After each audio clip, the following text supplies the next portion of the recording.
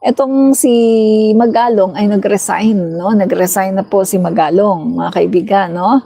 Kasi mga kaibigan, napapansin din ng Pangulo na may conflict of interest at saka mukhang hindi na niya nagagawa yung kanyang trabaho sa Baguio, no?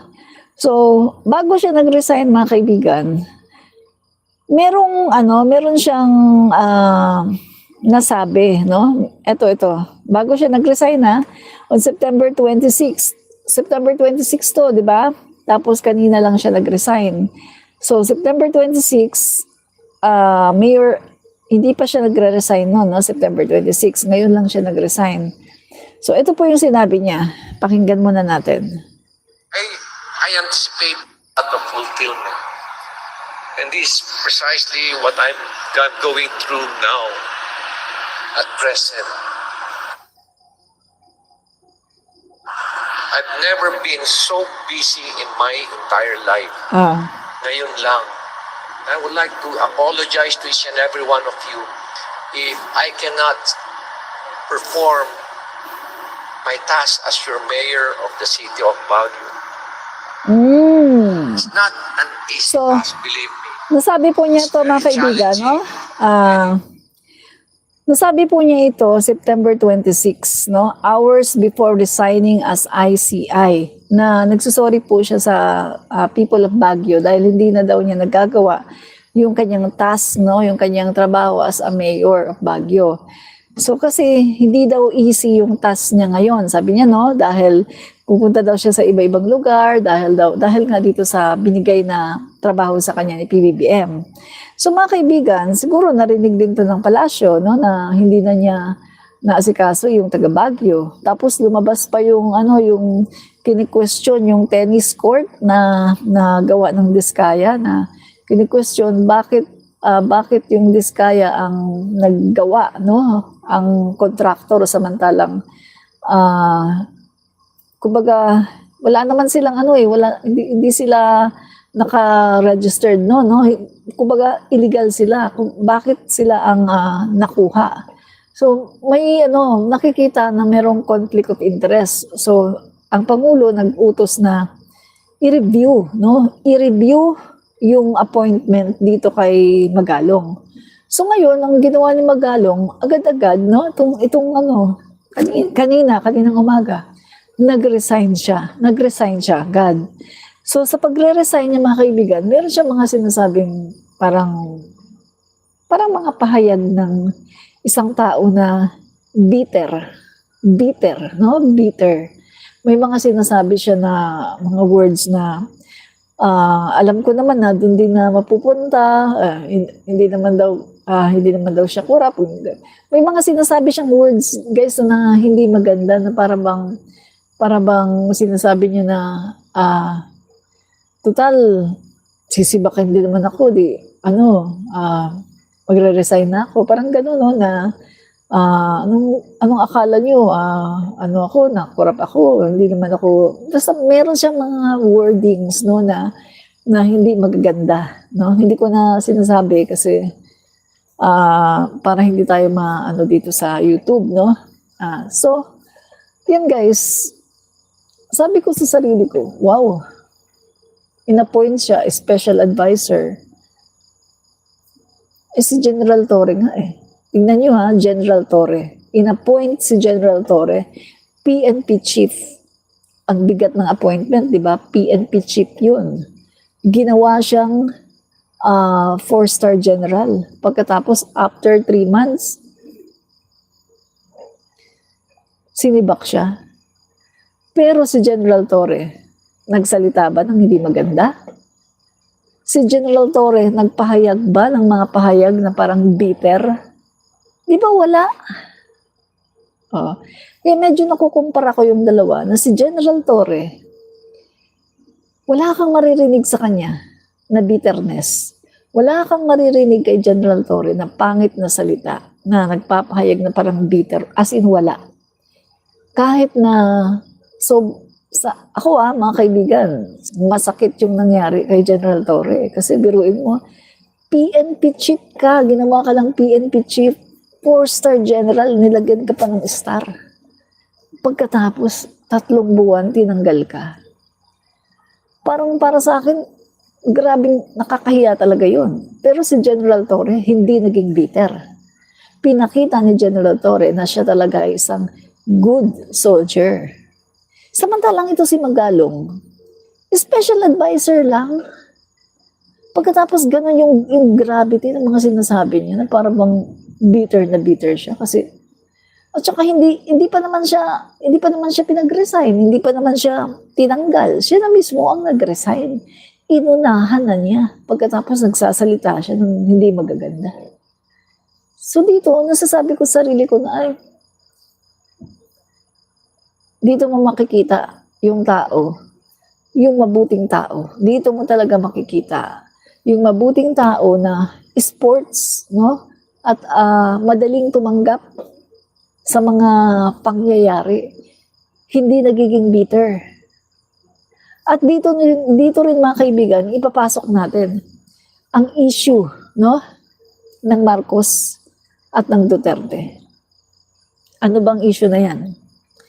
Yung Marcos, mga kaibigan, the Marcoses, pinatalsik sa Pilipinas, buong pamilya. Ang Duterte, yung tatay lang ang nakulong na sa dahig. Yung Marcos, biruin nyo pagkapatalsik sa Marcos, after 3 days, nakapris ka agad lahat-lahat ng kanilang ari-arian, binawi yung kanilang mga ari-arian, pati yung sa mga kamag-anak nila, pati sa mga kaibigan, pati sa hinihinala na crony, as in lahat-lahat. Sa Duterte, hindi naman nangyari, di ba? Hindi naman nakapris ang ari-arian nila. Hindi naman binawi yung mga ari-arian nila. Pero kung titingnan mo, sino ba ang may malaking kasalanan? Yung Marcos o yung Duterte? Kung titingnan natin, mga kaibigan, yung Duterte ang may malaking kasalanan. Kasi yung Duterte, crime against humanity yan. 30,000 ang chinugi. Mga inosenteng mga Pilipino, may mga bata, 3 years old ang pinakabata. May 9 years old, 7, 11, 10, 12 mga bata. Chinugi, may buntis, mayroong lolo, may lola. Grabe mga kaibigan. At talagang heinous crime ang ginawa. Yung bang pagsipa sa pinto, pinagtsutugi. Meron naman kinakalagkad na nasa kasama ng pamilya kumakain, biglang hihilahin ng pulis, kakalad ka rin, dalhin doon sa lababo, pagkatapos doon raratratan, nakikita, naririnig ng mga bata, nakikita ng mga anak. Heinous crime talaga, brutal na pagpatay sa panahon ni Duterte. Tingnan nyo guys, di ba? Tingnan nyo, si Duterte talaga may kasalanan. Grabe. Diba? Siya lang ang nakulong.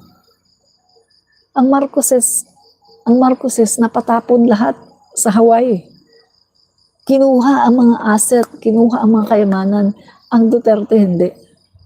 Pero, tanong ko sa inyo, ang mga Marcos ba nagtanim ng galit sa mga Aquino? Di ba hindi sila nagtanim ng galit sa Aquino? Nung namatay si Cory Aquino, pumunta pa nga sila sa Lamay. At nung si Cory Aquino ay nagkakasakit, nanawagan pa si Imelda Romualdez Marcos sa buong sambayan ng Pilipino, magdasal para sa kagalingan ni Cory Aquino. Napakabuti ng Marcos, di ba? Pero ngayon yung mga Duterte, anong ginanti nila? Nakulong si Digong, nasa dahig, galit na galit sila. Bakit nakulong si Digong? Dahil may kasalanan siya.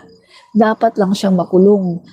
Ang nagpakulong sa kanya ay ang sambayanang Pilipino na naging biktima niya sa kanyang war on drugs. Pasalamat nga siya, nakulong siya doon, may due process. Yung mga chinugi, 30,000, hindi na yun makakabalik, patay na. Pasalamat nga si Digong, yung mga kayamanan niya, Yung mga naiwan niya sa mga kabit niya, sa mga girlfriend niya. Napa-freeze ba? Binawi ba? Hindi naman. Di ba? Pasalamat nga si Digong eh. Dahil maganda pa ang buhay niya sa dahig. Masarap pa ang kinakain niya. Pero yung mga tao na pinatay niya, 30,000, hindi na makakabalik kahit kailan. Pero anong ginanti ni Sara Duterte? Grabe ang galit nila kay PBBM. Diba? Grabe ang ginawa nila kay PBBM. Mga pagpapabagsak at kung ano-ano pa mga paninira. Pero tingnan mo, si PBBM, nung nakabalik siya sa Malacanang, gumanti ba siya sa Dilaw? Gumanti ba siya? Kahit isang paghiganti, hindi niya ginawa. Tuwing August 21 o kaya February 25, nagpapadala pa nga siya ng bulaklak sa puntod ni Cory Aquino, Ninoy Aquino at saka ni Noy Noy. Every year, nagpapadala pa siya ng bulaklak.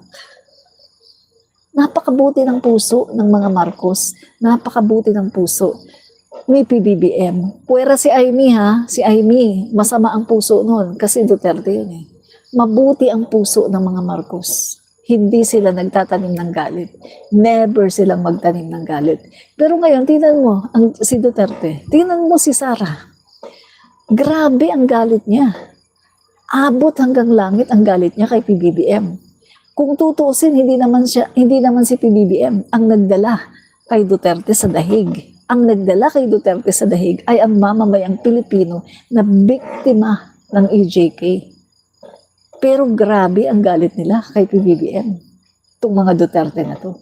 Pinapakita lang dito na masama talagang ugali ng mga Duterte. Pinapakita lang dito na mga Duterte ay mapaghiganti at sila talaga ay hindi nararapat na mailagay sa pwesto. Dahil kapag sila ay naging pangulo, matutulad tayo sa bansa. China, matutulad tayo, parang mas masahol pa yan kay Hitler. Masamang ugali niyan. Masamang tao yan. Hindi mapapabuti ang Pilipinas kapag si Sara ang naging pangulo ng Pilipinas. Hindi tayo mapapabuti. Masamang tao si Sara Duterte. I tell you the truth, masama siyang tao. Eto, sabihin ko sa'yo, sa pelikula, sino yung nag-hire ng assassin? Yung mabuting tao o yung masamang tao? Di ba ang nag-hire ng assassin, yung masamang tao? Yung mga villain, yung mga kontrabida, yun ang nag-hire ng assassin. Oh, si Sara nag-hire ng assassin. Masamang tao. Oh, di ba? Oh. Masamang tao si Sara.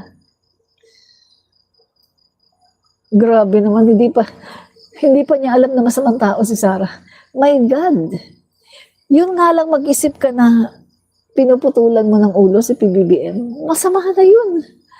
Lalo na yung hinukay daw niya, no? Hukayan daw niya yung bangkay, Bulacay, papatapon sa West Philippine Sea. Grabe yun. Desecration of the dead. Tayong mga Pilipino, meron tayong yung paggalang sa mga dead, sa mga patay.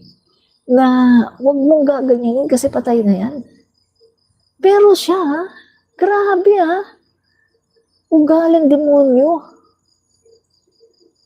Huhukayin ang bangkay ni Apulacay, ipapatapon sa West Philippine Sea. Ugaling komunistang China. My God! Remember? Ganyan ang ugali ng mga ng mga komunista eh. Masasama. Di ba? Ganyan ang ugali ng mga komunista, mga masasamang tao. Oh. Totoo ang sinasabi ko dito. Totoo ang sinasabi ko dito. Alam mo, ang mabuting tao, mabuti ang lumalabas sa bibig. Dahil ang laman ng kanyang puso ay puro kabutihan. Nasa Biblia yan. Malalaman mo kung ang tao ay mabuti. Mabuti ang lumalabas sa bibig. At malalaman mo ang tao kapag masama. Puro kasamaan ang lumalabas sa bibig. In case of Sara Duterte, puro kasamaan ang lumalabas sa kanyang bibig. Puro ang lulutong magmura, puro tungkol sa mga pagpatay, puro tungkol sa mga pagbibintang, puro tungkol sa mga paninira. Masamang tao kasi siya. Yun ang laman ng kanyang isipan, ang laman ng kanyang puso. Kaya ang lumalabas sa kanyang bibig, puro din masama. Biblia. Search nyo yan sa Bible. Nakalagay yan sa Bible.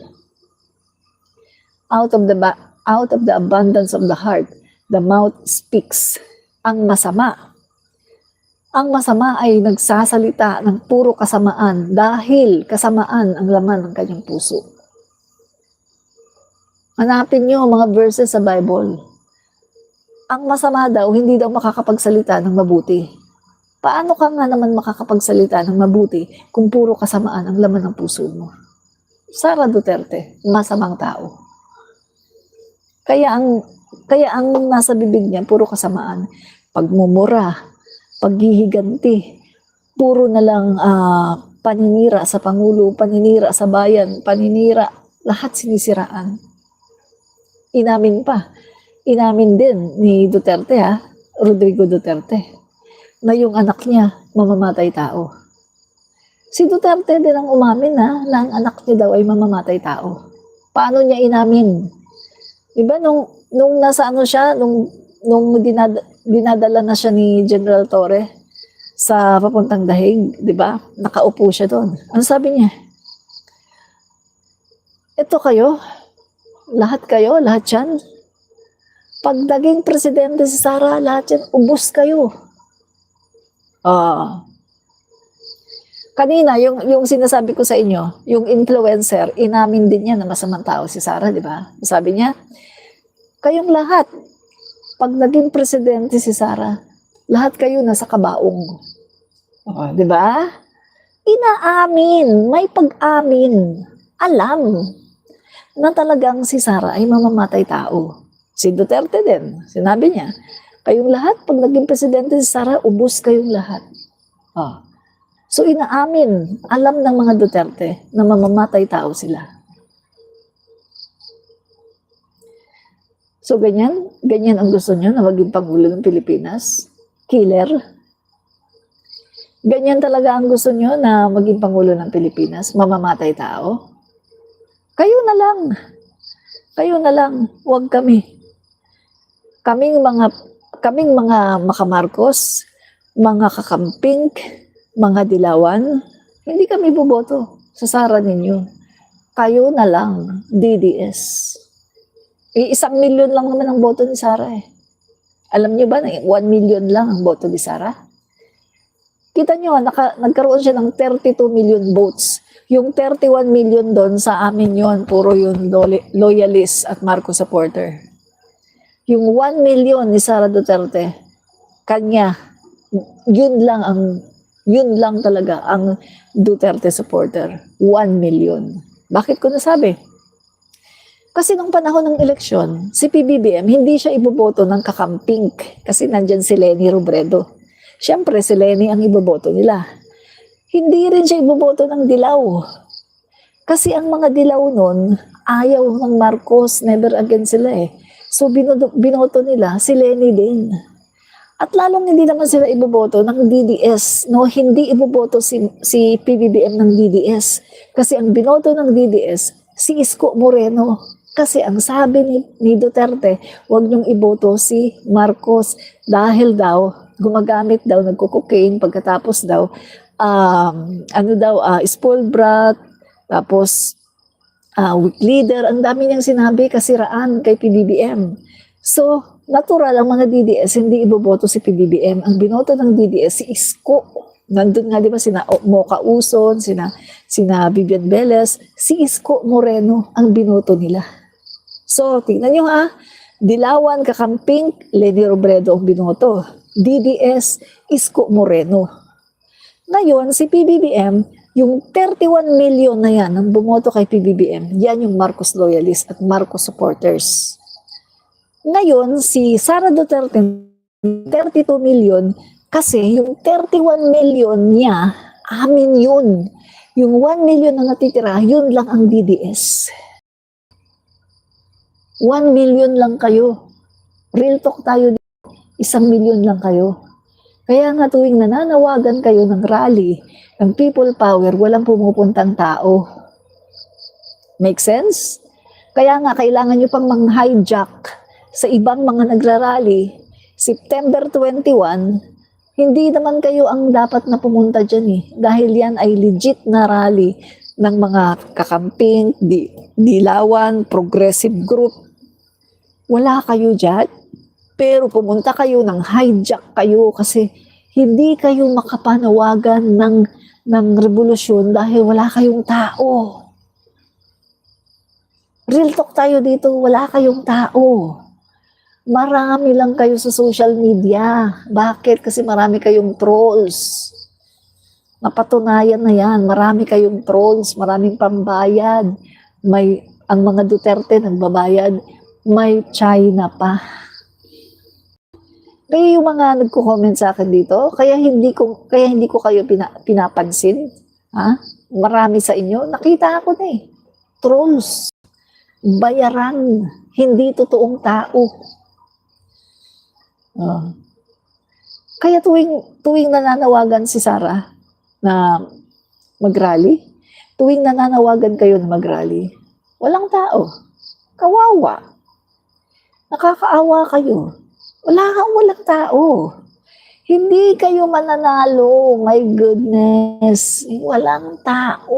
Hindi kayo makakuha ng tao. Kayo na lang yan. 1 milyon lang kayo. Alam niyo sa totoo lang, dumami na yan. Ha? Dumami pa yan. Kasi nung panahon ng 2016, nasa ano lang kayo, nasa mga 400,000 lang kayo na butante, na DDS. 400,000 lang kayo. Taga Davao, taga ibang part ng Mindanao. Yun lang ang bilang nyo. Naipanalo lang si Duterte dahil sa mga loyalista, Marcos supporters, Marcos loyalists. Yun ang dahilan ba't nanalo si Duterte. Kaya ang laki ng inyong utang kabubuton sa AMOA. Ang laki ng inyong, ano bang utang kabubuton na sa Tagalog? Ang laki ng inyong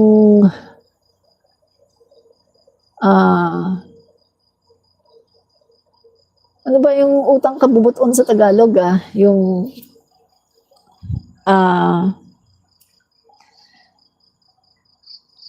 nakalimutan ko sa Tagalog, no? Utang kabubuton sa Bisaya. Ang laki ng utang kabubuton nyo sa mga Marcos. Dahil nanalo si Duterte, dahil sa amin. Ayun, utang na loob, no? Utang na loob. Ang laki ng utang na loob nyo. Salamat Loy Olarte, salamat. Ang laki ng utang na loob nyo. Salamat Mercy Agrimao. Yan. Nona Goto, yan, utang na loob. Ang laki ng utang na loob nyo sa mga Marcos at mga Marcos loyalists at Marcos supporters. Super ang laki ng utang na loob nyo sa amin dahil hindi kayo mananalo talaga. Alam nyo, tanggapin nyo na ang katotohanan. Wala talaga kayong bilang. My God. Tataluhin niyo pa ang Marcos? My God, 1965. 1965. Si Pangulong Marcos Senior, ang Pangulo ng Pilipinas. My God, kongresista pa lang siya, meron na siyang loyalista eh. Meron ng mga loyal sa kanya, congressman pa lang siya. Naging senador pa. Naging Senate President pa siya.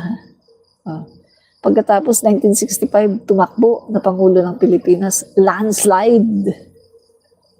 Naging Pangulo until 1986. Kaya talagang kilalang kilala. Sikat na sikat. Hanggang ngayon, ang legasiya niya, lahat ng kanyang mga ginawa, lahat ng kanyang mga proyekto, ang titibay. Walang ghost projects, walang mga despalinghado. Ang titibay ng mga proyekto ni Pangulong Marcos. Kaya hindi nyo matatalo ang Marcos, mga DDS. Kasi kayo, hanggang dyan lang kayo sa Davao. Davao lang kayo. Kung hindi sana lumuhod si Duterte sa Marcos family sa Ilocos Norte, nagpunta siya doon humingi siya ng suporta sa Marcos family at sa Marcos loyalists, lumuhod siya doon. Nagmakaawa, nanghingi ng tulong na suportahan siya para manalo sa pagka-presidente. Lumuhod siya, nagmakaawa siya doon. Tapos nangako siya, ipapalibing daw niya si Apo Lakay. Kapag siya ay sinuportahan, kapag siya ay nanalo, ipapalibing daw niya si Apo Lakay. Nangako siya, naglumuhod siya doon sa mga Marcos at sa mga Marcos loyalists. Lumuhod siya, nagmakaawa siya na parang timawa. Pagkatapos, nung naging presidente, ang yabang. Diba? Ang yabang na nung naging presidente. Hindi nyo masasabing baliktad dahil merong ebidensya yan. 2016. Nakikita nyo, pumunta siya sa bahay ng mga Marcos. Kita yan sa social media. Saan ba, kung hindi nyo yan kita, baka malamang nasa bundok kayo. Baka malamang mga NPA kayo nasa bundok. No? Kasi mga DDS, mga NPA yan. NPA yung mga DDS. Kaya nga kayo lumalaban sa gobyerno kasi NPA kayo, di ba? Kasi sa totoo lang sa totoo lang. Kung hindi kayo sinuportahan ng mga Marcos, wala kayo. Walang Duterte na Pangulo ng Pilipinas. Walang Duterte. No? Pero anong nangyari? Nung naging Pangulo na si Duterte, walang hiya. Mabuti pala hindi na lang siya sinuportahan ng mga Marcos. Kung ganyan lang din ang ginawa niya, mabuti pa hindi na lang siya sinuportahan ng mga Marcos. Dahil si Apo Lakay, may palilibing din naman yan. May papalibing yan, mag-aantay lang. Magkita mo nga ngayon, si PBBM ang Pangulo ng Pilipinas. So pagpasok ni PBBM, 2022, pwede niyang ipalibing agad dyan, si Apo Lakay. Di ba? Pero kayo, mga DDS, hindi mananalo si Duterte nyo kung hindi dahil sa mga Marcos. Kaya wala kayong wala kayong karapatan na magyabang. Wala kayong karapatan na magyabang. Sa totoo lang. Dahil kayo ay mga sampid lang. Dahil kung titingnan natin, sino ba talaga yung nasa political arena, dilawan at pula. Wala namang green Walang green. Dilawan lang at pula yan. Walang green dito. Sampid lang kayo. At malapit na rin kayong mawala ng tuluyan. Dahil nakakalimutan na ng taong bayan si Duterte dahil sa kanyang kasamaan. Ngayon na, kita mo nga, si Sara, unti-unti na, bumabagsak na yung yung kanyang rating. Pagdating ng 2028, wala na talaga yan. Hindi na talaga yan, hindi na kahit siguro, baka kahit 10%, baka wala nang bumoto dyan. Wala na yan. Hindi na mananalo ang idolo nyo. Iiyak na lang kayo pagdating ng 2028. Iiyak na lang kayo. Yan ang sasabihin ko sa inyo. Iiyak kayong lahat. Dahil ang Sara Duterte nyo ay hindi na mananalo. Pikat!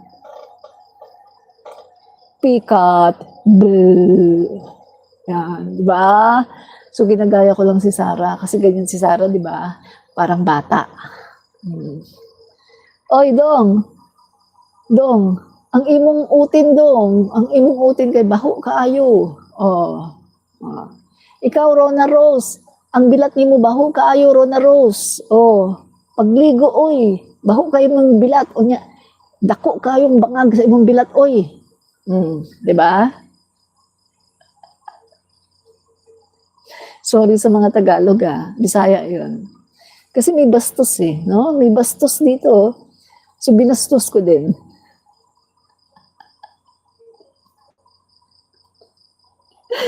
Sorry po sa mga Tagalog.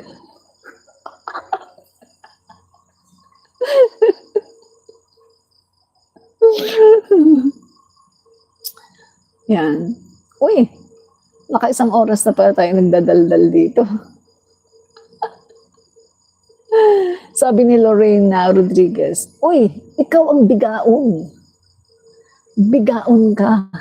Uwagan ka kaayo, uy. Uwagan. Diba? Pag hawa din eh.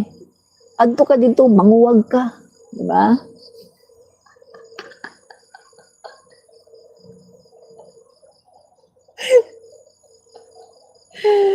Ay, nako. Sorry guys Bisaya yun. Kasi may bastos na Bisaya eh. So binastos ko din.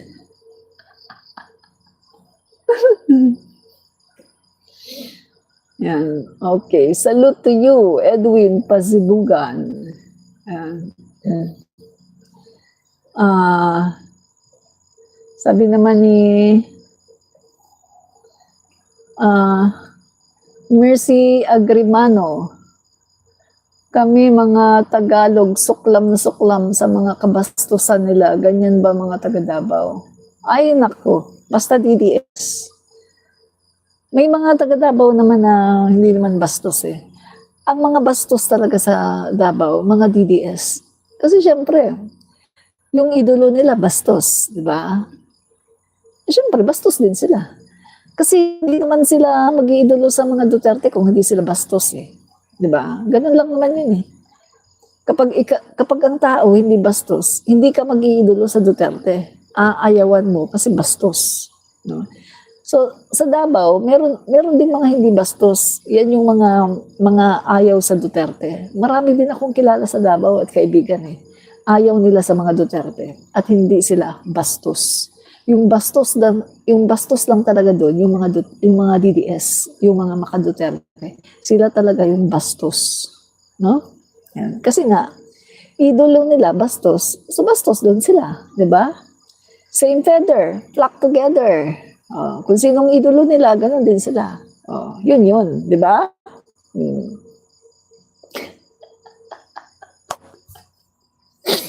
So,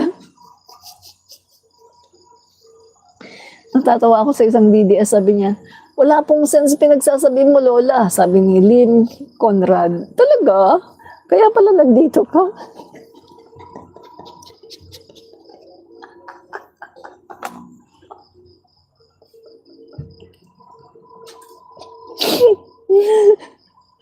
Wala daw sense pinagsasabi ko, pero nandito siya, tinapos pa niya.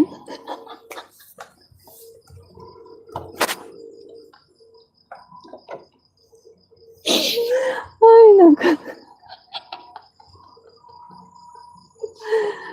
Mga kababayan.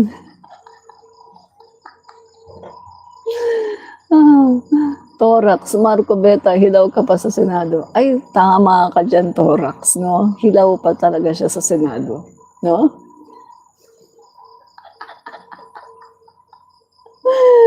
Ay.